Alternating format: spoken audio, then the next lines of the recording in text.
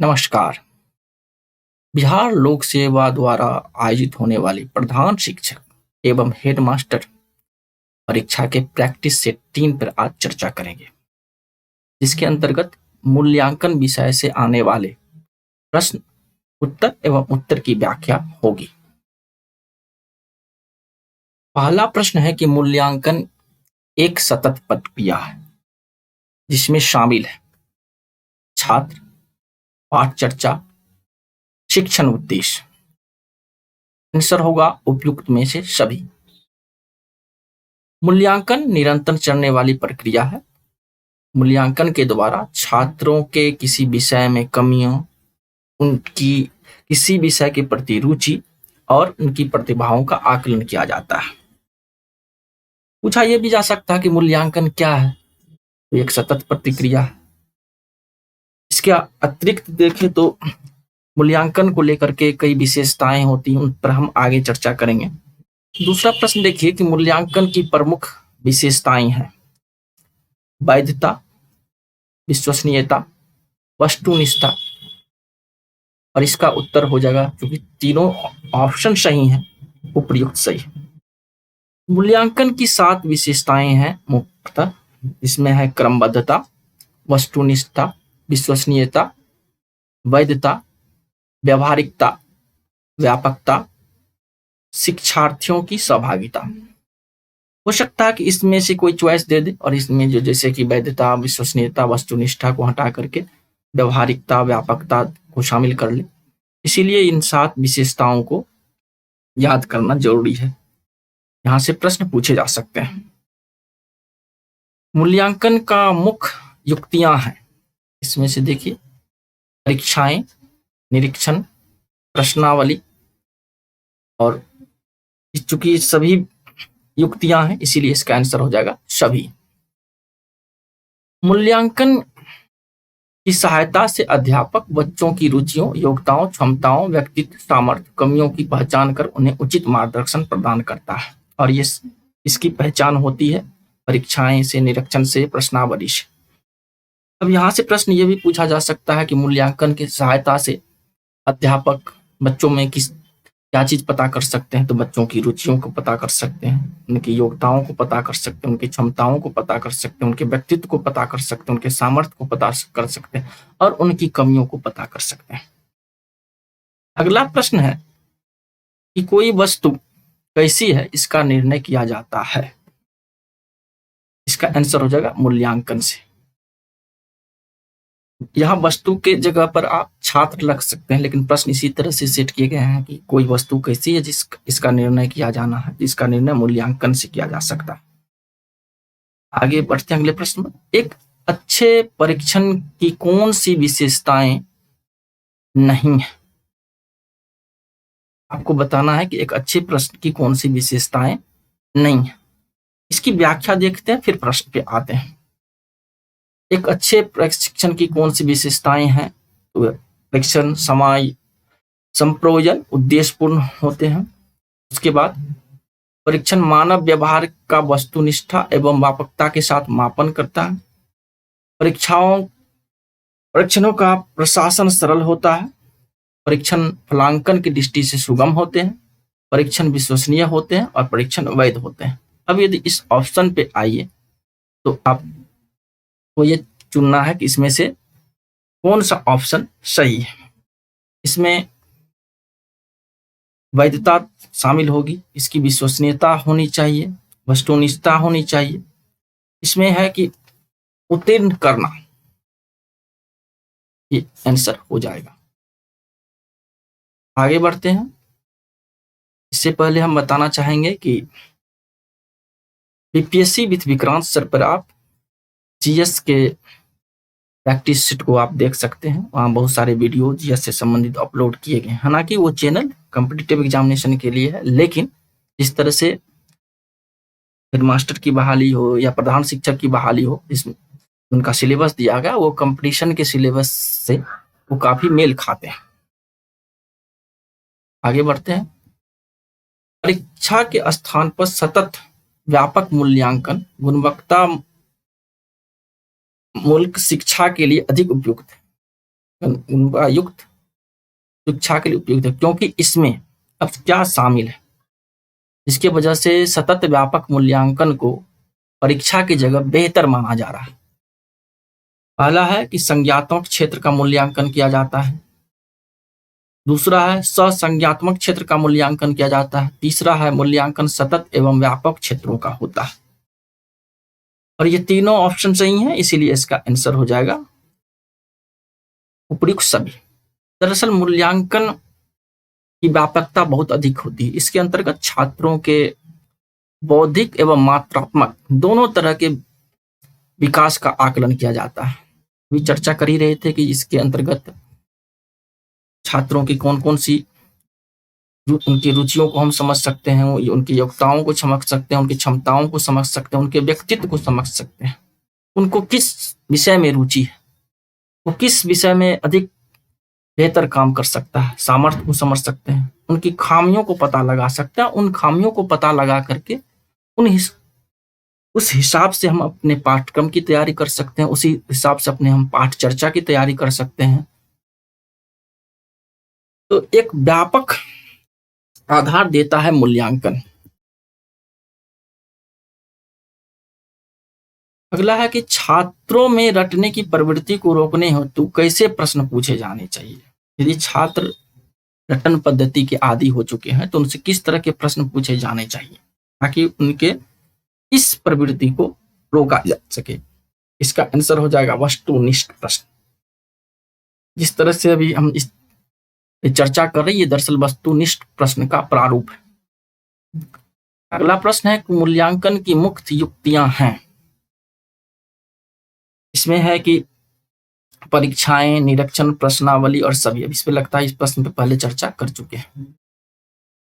किसी परीक्षण की विश्वसनीयता जितनी अधिक होगी उसकी वैधता उतनी ही अधिकतम होगी।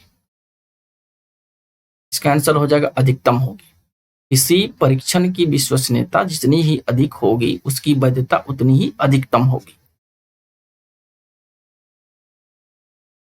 अगला प्रश्न है कि सतत व्यापक मूल्यांकन निम्नलिखित पर बल देता है।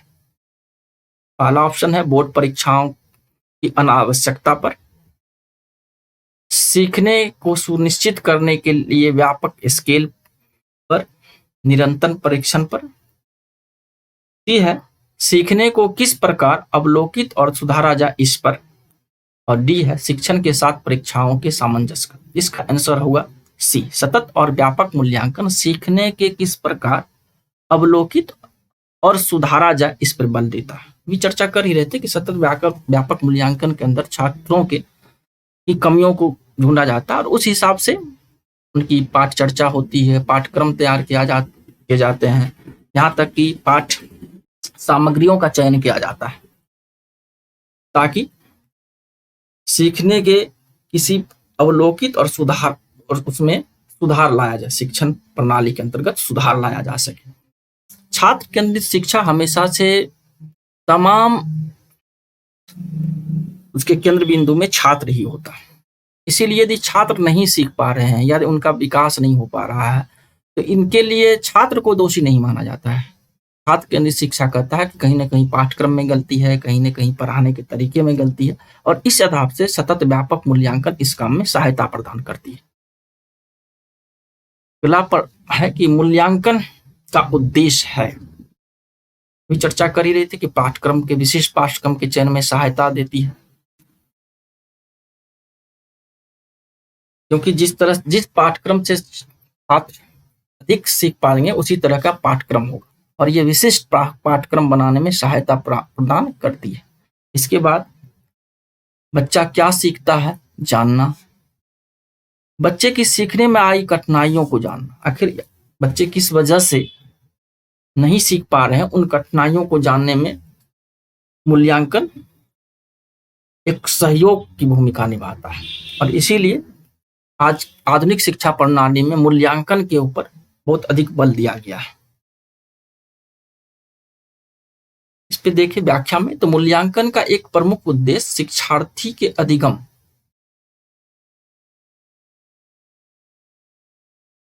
की कमजोरियों तथा उनके कारणों को पता लगाना। इसके अंतर्गत क्षमताओं का पता लगाना है ताकि आगे चलकर शिक्षार्थी को विशिष्ट क्षेत्रों में योग्यता प्राप्त करने में सहायता मिले। यहाँ विशिष्ट क्षेत्र से मतलब है हम कि छात्र मूल्यांकन के बाद ये पता चलता है कि छात्र किस क्षेत्र में अधिक रुचि रखते हैं और इसके आधार पर उनको उस तरह के पाठ्यक्रम में आगे चल के पढ़ाई करने के लिए उन्हें प्रेरित किया जा सकता है। तो क्षमताओं का पता लगाने में सहयोग करता है और इस विशेषता के आधार पर विशिष्ट क्षेत्रों में योग्यता प्राप्त करने में उन्हें सहायता मिलती है। चयन किसी विशिष्ट पाठ्यक्रम में छात्रों के चयन में सहयोग प्रदान करता है, क्योंकि छात्रों की विशिष्टता का पता चलता है, उसके विशिष्ट गुणों का पता चलता है, तो उस आधार से उनके आगे चलकर को उस तरह के पाठ्यक्रम में का यदि छात्र चयन करना चाहे तो उसमें वो सहयोग करता है। रचनात्मक मूल्यांकन का मुख्य उद्देश्य क्या है? अगली कक्षाओं में छात्रों को डालना, छात्रों की सीखने की क्षमता को बढ़ाना, कक्षा में सहयोग देने के गुण को बढ़ाना, सीखने में आने वाली कठिनाइयों को समझना। यहां पर है कि आंसर होगा छात्रों की सीखने की क्षमताओं को बढ़ाना। क्वेश्चन नंबर डी भी लग रहा है कि ये सही व्याख्या है, लेकिन यहां पर उससे ज्यादा उपयुक्त व्याख्या ये कर रहा है कि छात्रों की सीखने की क्षमता को बढ़ाना, इसलिए इसका आंसर बी हो जाएगा। रचनात्मक मूल्यांकन से तात्पर्य यह है कि किसी शैक्षिक कार्यक्रम, योजना, प्रक्रिया आदि में मूल्यांकन करके सुधार किया जाए। अगला प्रश्न, निम्नलिखित में से कौन सा मूल्यांकन त्रिकोण का भाग नहीं है? शैक्षिक उद्देश्य, मूल्यांकन, शिक्षक अनुभव। प्रश्न को फिर से एक बार देखिए कि निम्नलिखित में से कौन सा मूल्यांकन त्रिकोण शब्द यहां आया है का भाग नहीं है। इसके अंतर्गत है निम्नलिखित शैक्षिक उद्देश्य, मूल्यांकन, शिक्षक अनुभव और डी में अधिगम। इसमें से कौन सा शामिल नहीं है? इसके अंतर्गत हम देखते हैं कि शिक्षक अनुभव वो शामिल नहीं किया गया और आंसर हो जाएगा सी। तो शामिल क्या क्या है? शैक्षिक उद्देश्य, मूल्यांकन और अधिगम अनुभव, लेकिन शिक्षण अनुभव को इसमें शामिल नहीं किया गया है। ब्लूम ने मूल्यांकन प्रक्रिया को त्रिमुखी बताकर त्रिकोण के रूप में प्रस्तुत किया। उन्होंने मूल्यांकन प्रक्रिया को शैक्षिक उद्देश्यों के निर्धारण, अधिगम, अनुभव, व्यवहारगत परिवर्तन 3 चरणों में विभाजित किया। प्रश्न यहां से आता है कि मूल्यांकन के त्रिकोण की अवधारणा किसने दी? तो ब्लूम ने दी। और ब्लूम ने इसमें क्या क्या शामिल किया है? शैक्षिक उद्देश्यों का निर्धारण, अधिगम, अनुभव और व्यवहारगत परिवर्तन, 3 बात। अब आपसे पूछा जा सकता है कि जिस तरह से इसमें प्रश्न पूछे जाएंगे कि इसमें क्या शामिल नहीं है, आगे कुछ प्रश्न ऐसे भी हो सकते हैं जैसे कि यहाँ पर शिक्षक अनुभव को हटा दिया जाए और डी चॉइस को सी चॉइस में रख दिया जाए और यहाँ पर लिख दिया जाए उपयुक्त में से सभी, तो फिर इसका आंसर हो जाएगा डी, उपयुक्त में से सभी। तो क्वेश्चन इस तरह से भी आ सकते हैं। इसके अंतर्गत कौन कौन से शामिल है? अभी तो प्रश्न है कि कौन शामिल नहीं है, लेकिन जब प्रश्न पूछे जाएंगे कौन शामिल, इसीलिए याद रखिए कि इस त्रिकोण में उद्देश्यों का निर्धारण, अधिगम, अनुभव और व्यवहारगत परिवर्तन 3 चरणों को में विभाजित किया गया। फिर मूल्यांकन से प्रश्न है, मूल्यांकन का उद्देश्य क्या है? एक छात्र की उपलब्धि डेटा प्राप्त करना, मूल्यांकन की एक आवधिक प्रक्रिया का पालन करना, सी शैक्षिक उपलब्धियों को मापने और छात्रों में सुधार की दिशा में काम करना। अभी हम चर्चा कर रहे थे कि मूल्यांकन की विशेषता होती है कि हम शैक्षिक उपलब्धि को मानते हैं, मतलब साथ में क्या सीख पा रहे हैं, क्या नहीं सीख पा रहे हैं, उनकी खामियां क्या हैं, उनकी विशेषताएं क्या हैं, और फिर उस दिशा में काम करना ताकि छात्रों में सुधार की दिशा पर काम किया जा सके। उसके अंतर्गत बहुत सारी बातें होती है, पाठ्यक्रम में परिवर्तन होता है, पाठ्यक्रम पर चर्चा में परिवर्तन होता है, शैक्षिक सामग्री में परिवर्तन होता है। लेकिन है कि मूल्यांकन का उद्देश्य क्या है? इसका आंसर हो जाएगा शैक्षिक उपलब्धियों को मापने और छात्रों में सुधार की दिशा में काम करना। अगला प्रश्न है कि मूल्यांकन मापन से अलग है। मतलब पूछा जा रहा है कि मूल्यांकन और मापन के बीच अंतर है। मात्रात्मक न्याय प्रक्रिया, निर्णय लेने की व्यापक प्रक्रिया, गुणात्मक न्याय प्रक्रिया, सुरक्षित किए गए अंकों के आधार पर निर्णय लेना। मापन की तुलना में मूल्यांकन व्यापक होता है, इसीलिए कभी कभी इसे व्यापक मूल्यांकन भी कहते हैं। सतत व्यापक मूल्यांकन, जिसके अंतर्गत मात्रात्मक और गुणात्मक दोनों बातों को शामिल किया गया। मात्रात्मक और गुणात्मक। और इस आधार पर देखें तो